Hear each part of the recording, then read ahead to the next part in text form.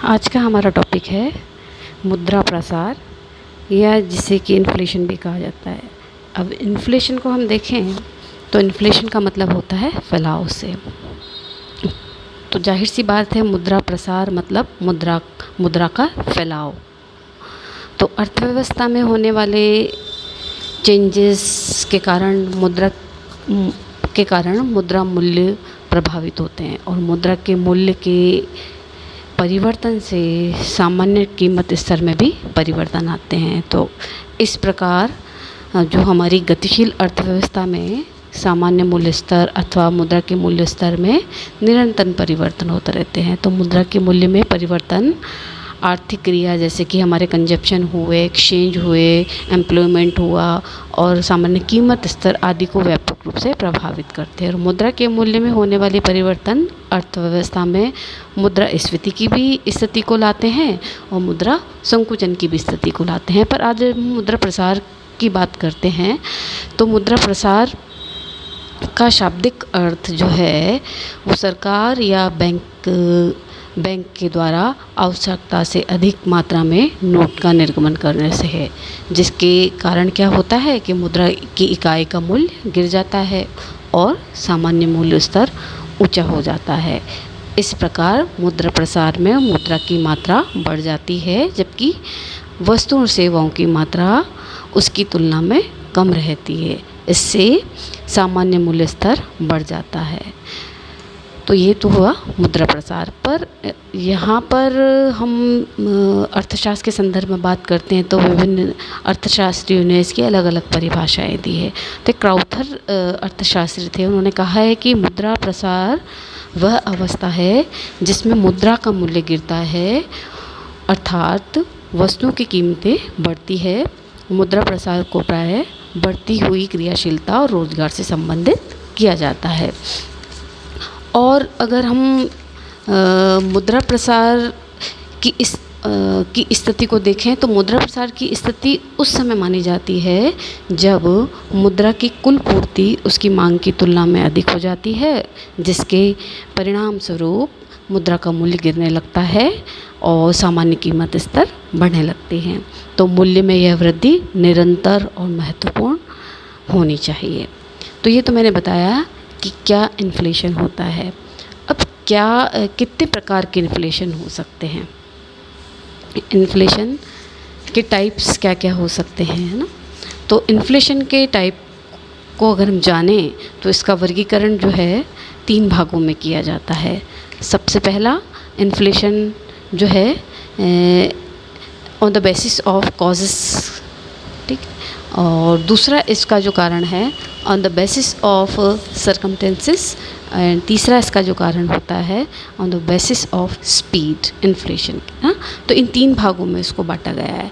तो जानते हैं 3 भाग में जिन बांटा गया है तो किस किस टाइप के होते हैं वो। सबसे पहले कि कॉजेस के आधार पर जो मुद्रास्फीति होती है वो किस किस टाइप की होती है। तो सबसे पहले कॉजेस के आधार पर करेंसी इन्फ्लेशन होता है।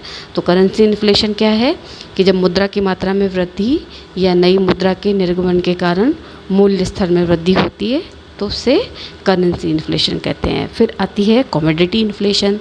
तो जब किसी देश में वस्तुओं की कमी के कारण मूल्य स्तर बढ़ने लगते हैं तो उसे कहते हैं कमोडिटी इन्फ्लेशन। फिर आती है हमारी क्रेडिट इन्फ्लेशन। तो जब किसी देश में साख मुद्रा में वृद्धि के कारण मूल्य स्तर बढ़ने लगते हैं तो इसे कहते हैं क्रेडिट इन्फ्लेशन। फिर होती है कॉस्ट पुश इन्फ्लेशन। जब किसी देश में उत्पादन लागत में वृद्धि के कारण मूल्य स्तर बढ़ता है तो उसे लागत प्रेरित स्फीति कहा जाता है। फिर डिमांड पुल इन्फ्लेशन भी एक होती है। तो ये होती है जब किसी देश में जनसंख्या वृद्धि या उपभोग के स्तर में वृद्धि के कारण वस्तु की मांग बढ़ने से मूल्य बढ़ने लगते हैं तो इसे कहा जाता है डिमांड पुल इन्फ्लेशन। फिर आता है प्रॉफिट इन्फ्लेशन। तो जब तकनीकी स्तर में सुधार के कारण उत्पादन लागतों में कमी आती है और इससे जो हमारे उद्योगपति होते हैं अपने लाभ को बढ़ाने के लिए कीमत कम नहीं होने देते हैं तो इसे कहते हैं प्रॉफिट इन्फ्लेशन। फिर एक इम्पोर्टेड इन्फ्लेशन होता है, आयातित स्फीति होती है। तो जब किसी देश में निर्यात में निरंतर वृद्धि से जो हमारे व्यापार शेष पक्ष में हो जाता है और विदेशी विनिमय के भंडार जमा होने लगते हैं, तो उस देश में मुद्रा और साख का विस्तार होने लगता है और मूल्य स्तर बढ़ने लगता है, तो इसे कहते हैं आयातित स्फीति। फिर आता है फाइनेंशियल इन्फ्लेशन। तो जब सरकार की मौद्रिक और वित्तीय नीतियों के कारण मूल्य स्तर ऊंचा होने लगता है तो उसे फाइनेंशियल इन्फ्लेशन कहा जाता है।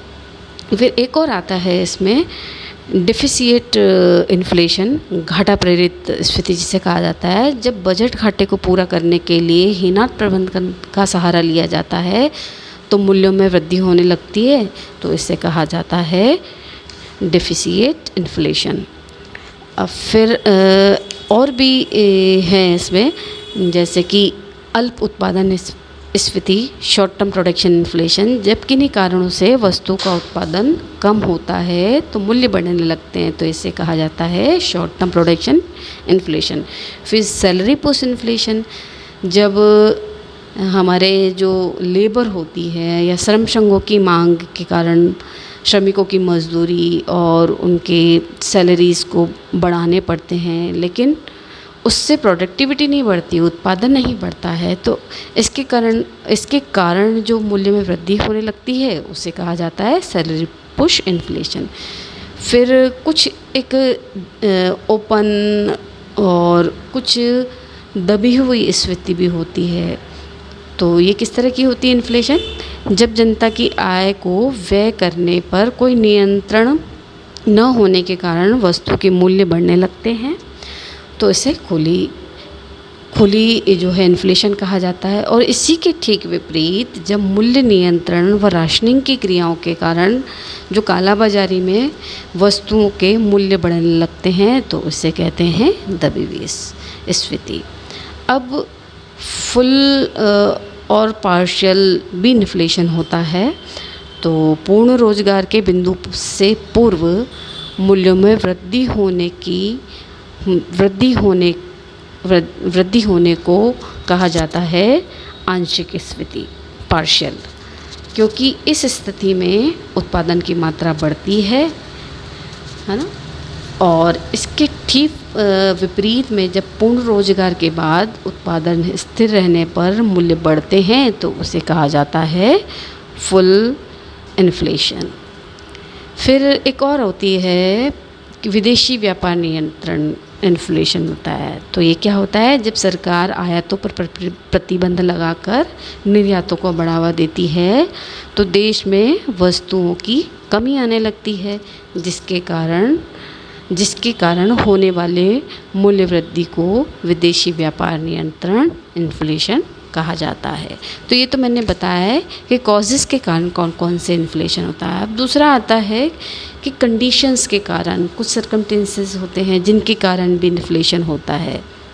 जैसे कभी कभी दो देशों में आपस में युद्ध की स्थितियाँ बन जाती हैं, तो युद्धकालीन मुद्रास्फीति भी होती है, युद्धोत्तर भी मुद्रास्फीति होती है। और फिर शांति जब हो जाती है हमारे देश में तो मुद्रास्फीति किस प्रकार की रहती है, तो जानते हैं परिस्थितियों के कारण किस तरह की इन्फ्लेशन होती है।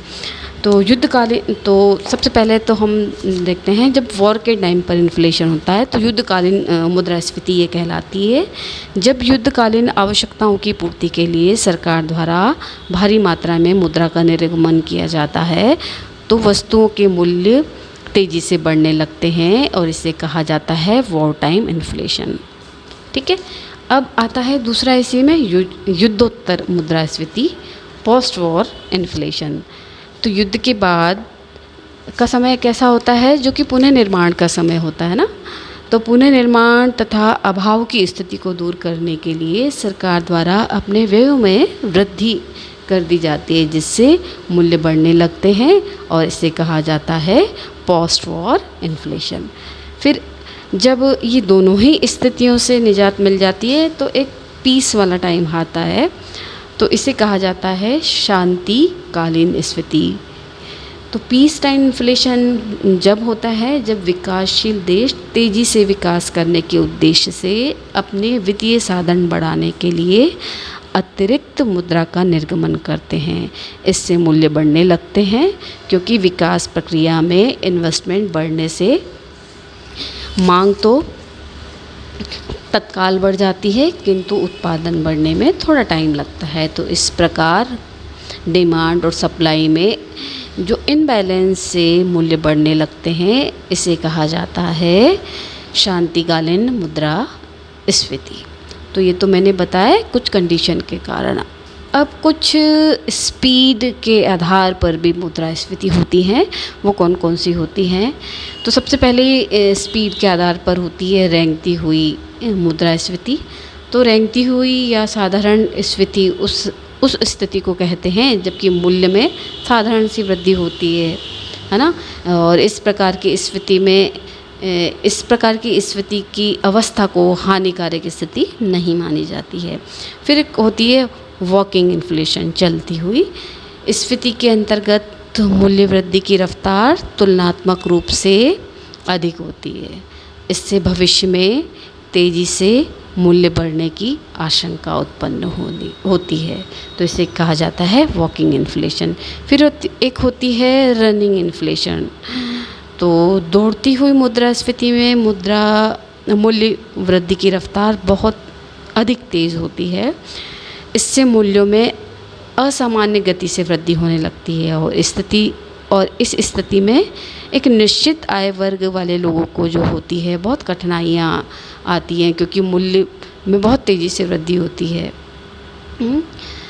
तो ये कहलाती है रनिंग इन्फ्लेशन। एक होती है सरपट दौड़ती हुई, जो बहुत तेज़ी से भागती है, उछाल लगाती है। तो जब मूल्यों में बहुत तेज़ी से उछाल आते हैं, इसे कहा जाता है उछलती कूदती मुद्रास्फीति या सरपट दौड़ती स्फीति भी कहा जाता है। तो इस स्थिति में मूल्य में कितनी वृद्धि होगी इसकी कोई सीमा नहीं होती है। इसलिए मूल्य वृद्धि का इसमें कोई एक ऐसा अनुमान लगाया जाए तो अनुमान लगाना भी बहुत कठिन होता है। तो इसलिए इसे कहा जाता है सरपट दौड़ती हुई इन्फ्लेशन कहा जाता है। तो ये तो मैंने बताए हैं आपको कि कौन कौन से टाइप हो सकते हैं हमारे इन्फ्लेशन के। अब जहाँ हम टाइप की बात कर रहे हैं, वहाँ एक चीज़ और आती है कि क्या ऐसे रीज़न्स हैं जिनके कारण जो है इन्फ्लेशन बढ़ता है, इन्फ्लेशन आता है ना। तो मेरे ख्याल से कोई एक कारण नहीं है कि मुद्रास्फीति के लिए कोई एक ही कारण हो। इसके बहुत सारे रीज़न्स हो सकते हैं। तो हमें पता है कि मुद्रास्फीति जो है वो मौद्रिक आय और वास्तविक जो हमारी आय होती है उसमें असंतुलन जो होता है उसके कारण उत्पन्न होती है। तो एक और तो जहाँ पर मुद्रा की मात्रा में वृद्धि होने के कारण मौद्रिक आय हमारी बढ़ने लगती है, और दूसरी ओर जो हमारी सर्विस और गुड्स का उत्पादन उस अनुपात में नहीं बढ़ पाता है।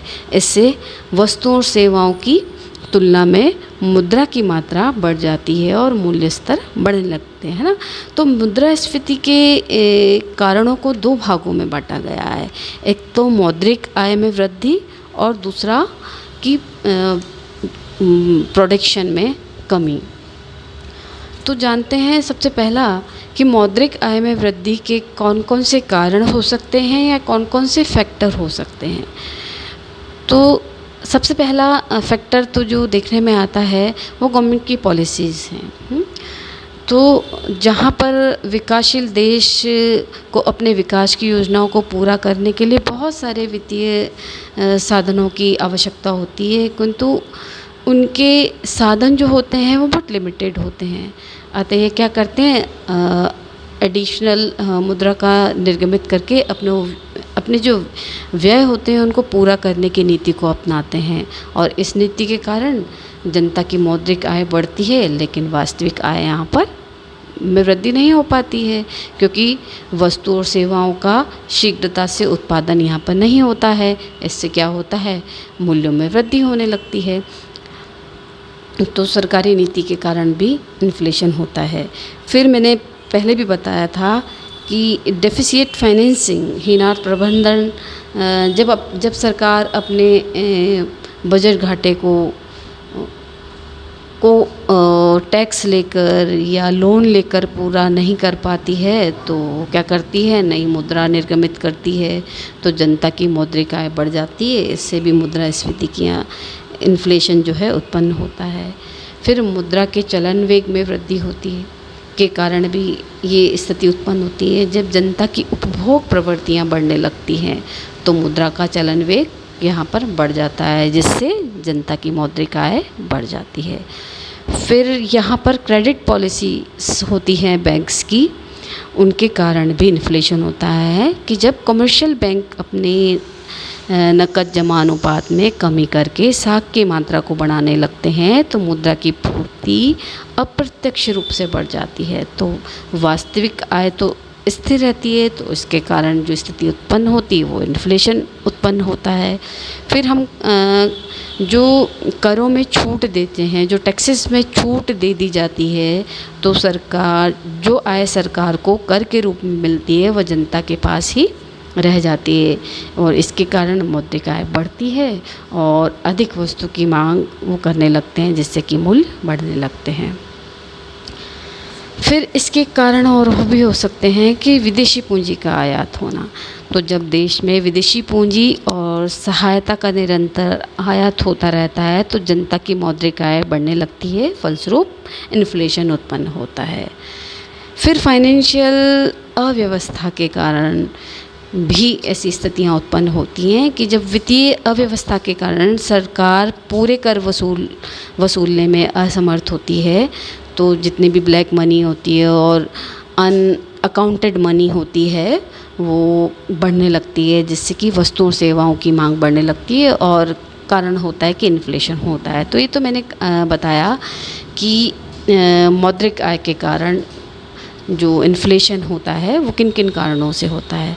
फिर कुछ ऐसे फैक्टर हैं जो उत्पादन की कमी के कारण उत्पन्न होते हैं। उन फैक्टर्स में सबसे पहला है कि हमारी पॉपुलेशन बहुत ज़्यादा है, तो जनसंख्या वृद्धि के कारण भी इन्फ्लेशन होता है। तो जनसंख्या वृद्धि के कारण जो हमारी वस्तु और सेवाओं की मांग बढ़ने लगती है, लेकिन उत्पादन उस अनुपात में नहीं बढ़ता है और इन्फ्लेशन होता है।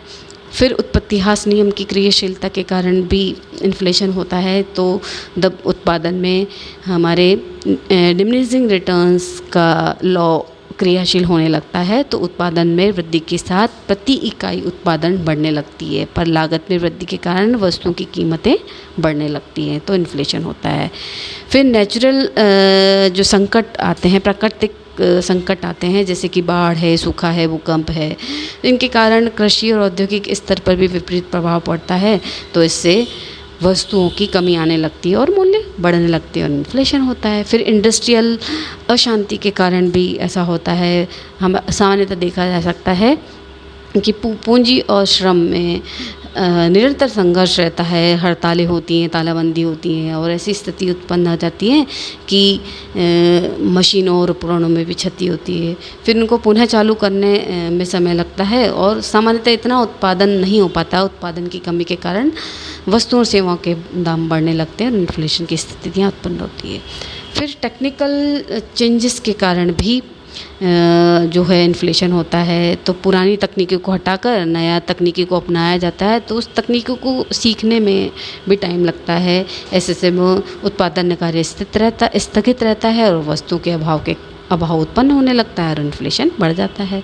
फिर टैक्सेस पॉलिसी के कारण गवर्नमेंट की इसके कारण भी इन्फ्लेशन होता है। अनेक बार होता है कि सरकार को अधिक आय प्राप्ति के उद्देश्य से पुराने कर में वृद्धि कर देती है और नए टैक्सेस लगा देती है।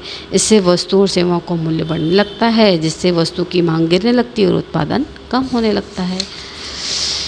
और फिर कई बार होता है संग्रह की प्रवृत्ति के कारण भी। तो जब हमारे जो व्यापारी होते हैं वो लाभ की भावनाओं से वस्तु का संग्रह करने लगता है तो वस्तु का अभाव होने लगता है और मूल्य बढ़ने लगते हैं। कच्चे माल के अभाव के कारण भी ऐसी स्थितियां उत्पन्न होती हैं। अनेक बार देश में उत्पादन के काम आने वाले जो कच्चा माल होता है, रॉ मटेरियल होता है, वो उसमें कमी हो जाती है, तो जिसके कारण वस्तुओं का उत्पादन रुक जाता है। और यदि विदेशों में कच्चा माल आयात किया जाए तो अपेक्षाकृत महंगा पड़ता है, जिससे उत्पादन लागतें बढ़ती हैं और दोनों ही स्थिति में वस्तुओं के मूल्य बढ़ने लगते हैं। तो ये तो मैंने कुछ रीज़न बताए हैं जिनके कारण जो है हमारी इन्फ्लेशन बढ़ता है ना। तो इन्फ्लेशन क्या होता है, क्या इसके रीज़न्स होते हैं बताया। अब इसके कुछ इफ़ेक्ट भी होते हैं कि किन किन पर इनका इफ़ेक्ट आता है, तो इनके इफ़ेक्ट को हम नेक्स्ट लेक्चर में जानेंगे।